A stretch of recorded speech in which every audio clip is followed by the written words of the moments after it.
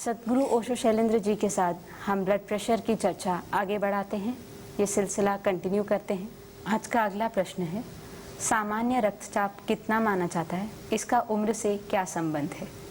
सामान्य रक्तचाप की परिभाषा एक वयस्क व्यक्ति के लिए हम करते हैं 120/80, मतलब होता है ऊपर का systolic blood pressure 120 mm of Hg के बराबर और नीचे का 80 mm ऑफ Hg के बराबर। ऊपर वाले को सिस्टोलिक और नीचे वाले को डायस्टोलिक कहते हैं। इन शब्दों का अर्थ भी समझ लें। जब हमारा हृदय सिकुड़ता है उसको बोलते हैं सिस्टोल, और जब वो फैलता है रिलैक्स होकर उसको बोलते हैं डायस्टोल।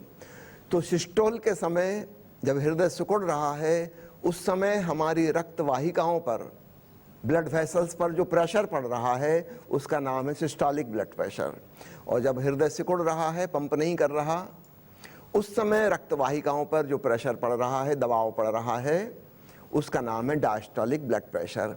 ऐसा समझें एक पाइप के अंदर से हम पानी पंप कर रहे हैं मोटर के द्वारा, तो जब मोटर चल रही है तब जो प्रेशर उसके अंदर है वह सिस्टोलिक प्रेशर कहलाएगा, और जब मोटर नहीं चल रही तब भी पानी तो भरा है, उसका कुछ तो प्रेशर होगा, वह डायस्टोलिक प्रेशर कहलाता है।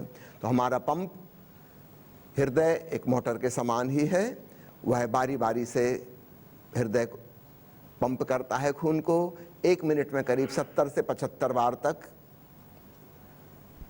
हमारा हृदय अद्भुत मोटर है, जन्म होने के पहले से ही शुरू हो चुका और जीवन के अंतिम क्षण तक ये पंप लगातार चलता रहेगा। 1 मिनट में 72-75 बार। आपने पूछा है उम्र से ब्लड प्रेशर का क्या संबंध है? छोटे बच्चों का ब्लड प्रेशर कम होता है, किशोर अवस्था में थोड़ा बढ़ता है, युवा अवस्था में लगभग 120/80 के बराबर हो जाता है। फिर जैसे जैसे प्रौढ़ता आती है, उम्र बढ़ती है, हमारी खून की नसें कड़ी होने लगती हैं, कैल्सिफाइड होने लगती हैं, और उनकी इलास्टिसिटी, जो लचीलापन है, वो कम हो जाता है। इलास्टिसिटी कम हो जाने से प्रेशर भीतर का बढ़ने लगेगा।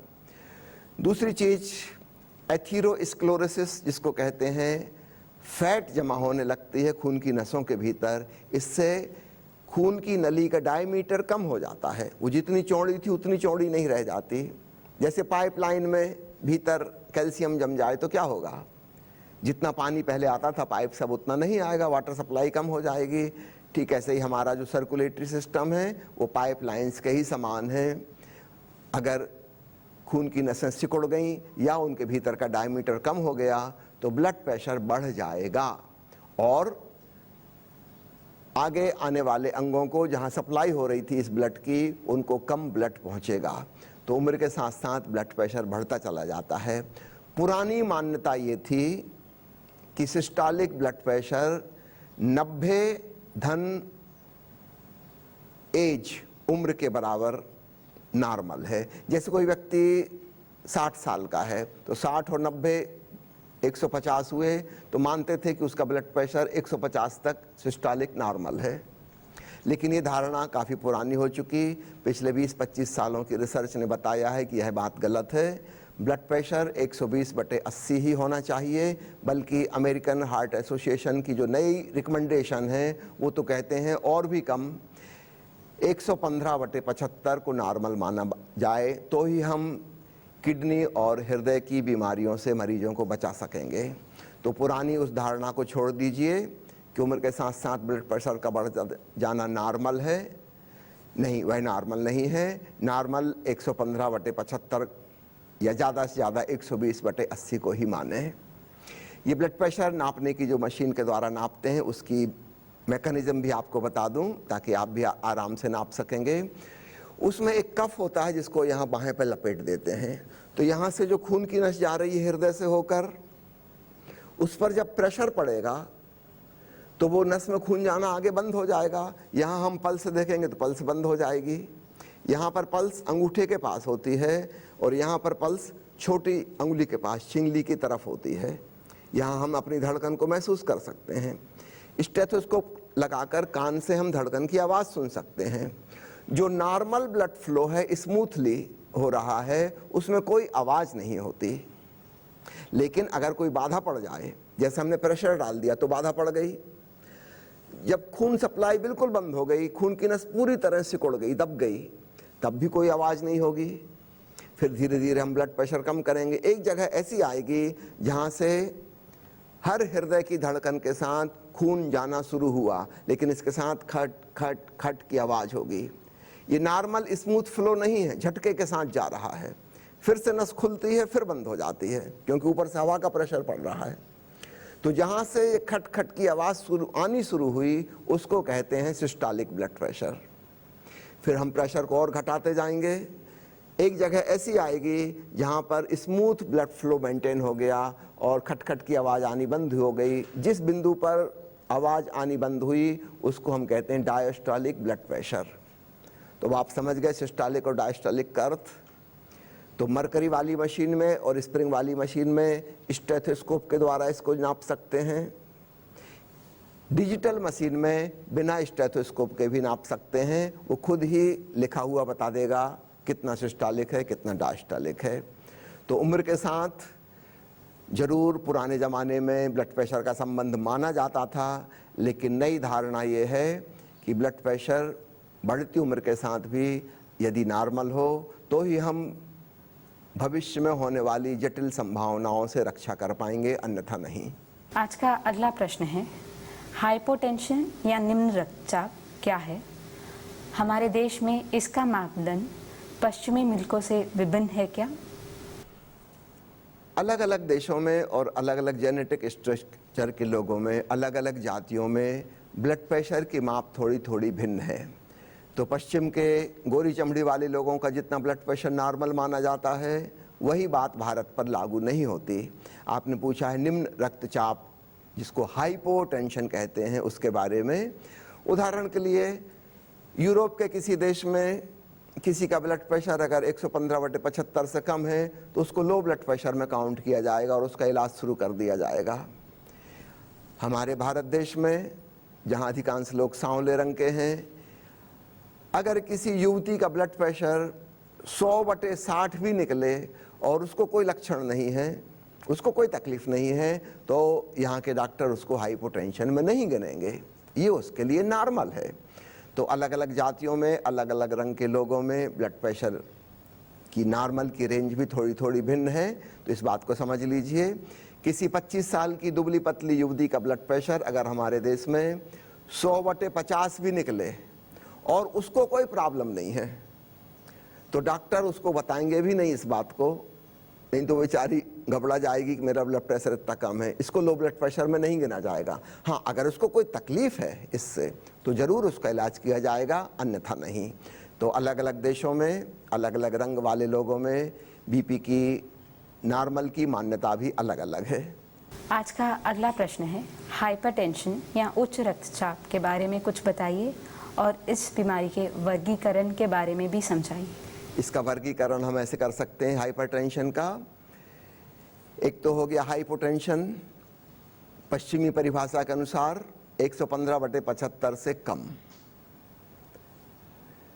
फिर नॉर्मल ब्लड प्रेशर 115/75 से लेके 120/80 तक। इसके बाद प्री हाइपरटेंशन अर्थात हाई ब्लड प्रेशर की पूर्व दशा, इसमें हम गिनेंगे 130/85 तक। इसके बाद आता है ब्लड प्रेशर ग्रेड 1, इसमें हम गिनेंगे 140/90। अब बॉर्डर लाइन क्रॉस कर चुके हैं। अगर 150/95 हो गया तब ग्रेड 2 कहलाएगा, और 160/100 या इससे ऊपर हो गया तो ग्रेड 3 कहलाएगा। तो इस प्रकार ब्लड प्रेशर की परिभाषा इन मापदंडों पर की जाती है। पुनः याद दिला दूं, क्षणिक रूप से हो सकता है किसी व्यक्ति का ब्लड प्रेशर अचानक 180/110 पहुंच जाए, 5 मिनट बाद नापें तो हो सकता है नॉर्मल निकले। तो उस क्षणिक ब्लड प्रेशर को हाई ब्लड प्रेशर की ग्रेड में नहीं गिनेंगे, वो एक टेम्पररी बात थी। आपको जानकर आश्चर्य होगा सबसे ज़्यादा ब्लड प्रेशर कब बढ़ता है। वैज्ञानिकों ने अनुसंधान किए, 2 मज़ेदार चीज़ें पता चली।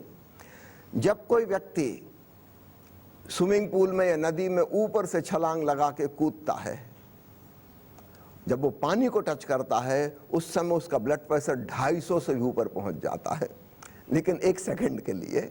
वापस फिर नॉर्मल हो जाता है। ठीक इसी प्रकार टेलीफोन की घंटी सुनते ही से ब्लड प्रेशर 200 तक पहुंच जाता है क्षण भर के लिए, क्योंकि टेलीफोन के साथ पता नहीं क्या क्या संभावनाएं जुड़ी, कौन सी दुख खबर है, पता नहीं किसका फोन है, उधार मांगने वाला का तो नहीं है, कोई दुर्घटना तो नहीं हो गई किसी की। तो जो आशंकाएं हैं वो क्षण भर के लिए हमको उत्तेजित कर देंगी, लेकिन ये बहुत क्षणिक है, इसको हाई ब्लड प्रेशर में नहीं गिनेंगे। हाँ, अगर ब्लड प्रेशर लंबे समय तक हाई रहता है, 3-4 बार की रीडिंग में 3-4 दिनों में के अंतरवल से लेने पर भी ज़्यादा आता है, तभी उसको हाई ब्लड प्रेशर माना जाता है। आज का अगला प्रश्न है, उच्च रक्तचाप के क्या लक्षण होते हैं? नॉर्मली उच्च रक्तचाप के कोई भी लक्षण नहीं होते। कम से कम 70-80% लोगों को पता ही नहीं होता कि उनको बीमारी है। अमेरिका का आंकड़ा आपको बताता हूँ, केवल 70% लोगों का इलाज चल रहा है, 30% लोगों को पता ही नहीं कि उनको ब्लड प्रेशर है। और हमारे देश में जहाँ की चिकित्सा सुविधाएं रूरल क्षेत्र में, ग्रामीण क्षेत्र में उपलब्ध ही नहीं है। हमारे देश के 80% डॉक्टर 20% केवल नगर और महानगर की जनसंख्या की सेवा में रत हैं, और केवल 20% डॉक्टर शेष 80% ग्रामीण इलाकों में काम कर रहे हैं।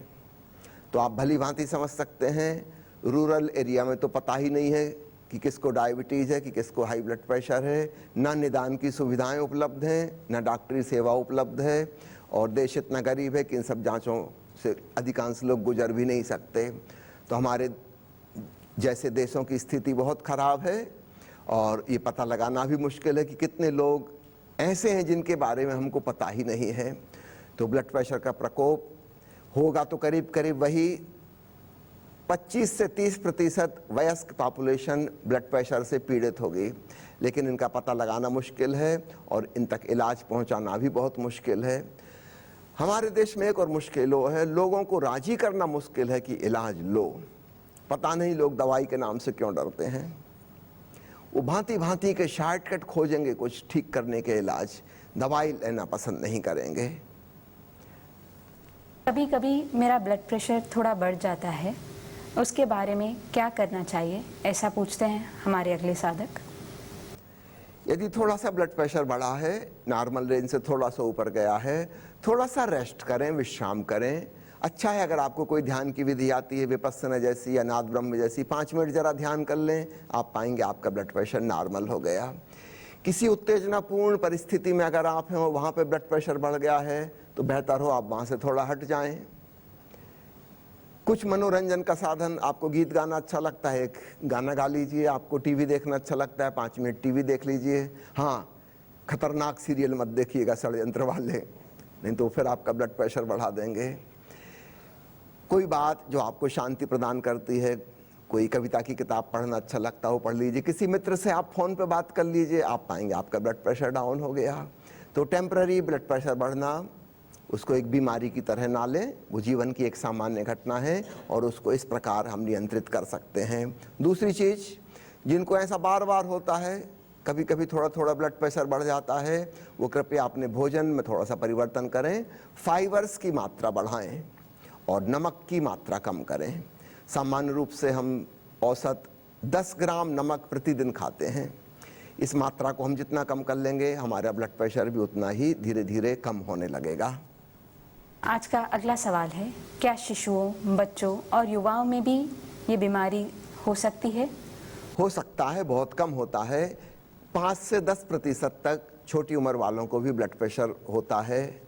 आजकल यह प्रतिशत धीरे धीरे बढ़ता जा रहा है। हम जिस हाई ब्लड प्रेशर की बात कर रहे हैं, 90-95% 30-35 साल की उम्र के बाद हुआ करता था, आजकल 20-25 साल में भी होने लगा है। टीन एजर्स भी अब इतने टेंशन से गुजर रहे हैं जितना कि पुराने ज़माने में मैच्योर लोग गुजरते थे। छोटे छोटे बच्चे बेचारे स्कूल जा रहे हैं और उनके ऊपर इतना मानसिक दबाव है, इतना टेंशन है, उनको भी हाइपरटेंशन होने लगा है। तो फिलहाल तो इनकी संख्या 5-10% से कम है, किंतु ऐसा लगता है कि भविष्य में यह बढ़ती चली जाएगी। और आजकल पीडियाट्रिशियन भी, शिशु रोग विशेषज्ञ भी 3 साल से ऊपर के बच्चों की जांच करने लगे हैं। हाँ, एक फ़र्क होता है, बड़ी उम्र में जो ब्लड प्रेशर होता है वह अक्सर सेकेंडरी हाइपरटेंशन नहीं बल्कि प्राइमरी हाइपरटेंशन होता है। और 25 साल से कम उम्र के जिन लोगों को हाई ब्लड प्रेशर हो जाता है वो अक्सर सेकेंडरी हाइपरटेंशन होता है। आज का अगला प्रश्न है, कभी कभी गर्भवती स्त्रियों में बीपी बढ़ जाता है, इसका क्या कारण है? इसमें क्या कोई खतरे हो सकते हैं और इससे बचने का क्या उपाय हो सकता है? गर्भवती स्त्रियों को अगर ब्लड प्रेशर बढ़ने लगता है तो एक काफ़ी खतरे की स्थिति बनने लगती है और इसलिए रिकमेंड किया जाता है कि गर्भकाल के दौरान महिलाएं हमेशा डॉक्टर से चेकअप कराती रहें, लेडी डॉक्टर से मिलती रहें रेगुलर बेसिस पे हर महीने।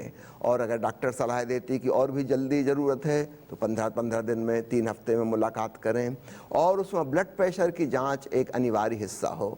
इसके अलावा यूरिन टेस्ट जिसमें प्रोटीन्स की जांच की जाती है वह भी बहुत ज़रूरी है। यदि ब्लड प्रेशर थोड़ा भी बढ़ने लगा या यूरिन में प्रोटीन्स पास होने लगी तो प्री एक्लेम्पसिया की स्थिति हो गई। यह स्थिति एक बहुत भयंकर स्थिति जिसको कहा जाता है एक्लेम्पसिया, उसकी पूर्व स्थिति है और डॉक्टर सतर्क हो जाते हैं और इसका ठीक ठीक इलाज कर लिया तो एक्लेम्पसिया से बचा पाएंगे। अन्यथा प्राण लेवा स्थिति बनती है जिसमें जच्चा और बच्चा दोनों खत्म हो जाते हैं एक्लेम्पसिया में। इसलिए प्री एक्लेम्पसिया में ही सतर्क हो जाना जरूरी है। इस पर नहीं जाइए कि जब लक्षण कुछ पैदा होंगे तब जाएंगे, कि जब चक्कर आएंगे, सिर दर्द होने लगेगा, कि पैरों में सूजन आ जाएगी, कि बेचैनी घबराहट होगी, तब जाके डॉक्टर को दिखाएंगे। इसका इंतजार नहीं करिए। इन लक्षणों के आने के बहुत पहले ही हो सकता है ब्लड प्रेशर बढ़ना शुरू हो चुका हो। इसलिए रेगुलर मेडिकल चेकअप अत्यंत आवश्यक है और उचित इलाज भी बहुत बहुत जरूरी है। इसका अगला प्रश्न है, किन किन संकेतों और लक्षणों से जानें कि एक्लेम्पसिया का खतरा मौजूद है?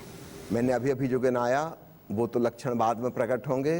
शुरुआत में तो चक्कर आना, सिर दर्द होना बहुत तेजी से, खासकर सिर के पिछले हिस्से में ज़्यादा दर्द होना, सुबह उठने पर सिर दर्द तेजी से, थकान महसूस करना, पैरों में स्वेलिंग आना और स्वेलिंग के साथ साथ तेजी से वजन बढ़ जाएगा। वो एक्चुअली वाटर रिटेंशन का वजन है, किडनी ने काम करना कम कर दिया है और उतनी यूरिन नहीं बन रही जितनी बननी चाहिए, शरीर में पानी रुक रहा है, उसके साथ साथ साल्ट रिटेंशन हो रहा है। ये लक्षण प्रकट होने लगेंगे। हो सकता है सांस फूलने लगे, ज़्यादा वाटर रिटेंशन हो जाए तो हृदय पर भी असर होने लगे। फिर से दोहरा दूं, लक्षणों का इंतजार ना करें। गर्भवती स्त्रियां नियमित रूप से अपनी मेडिकल चेकअप करवाती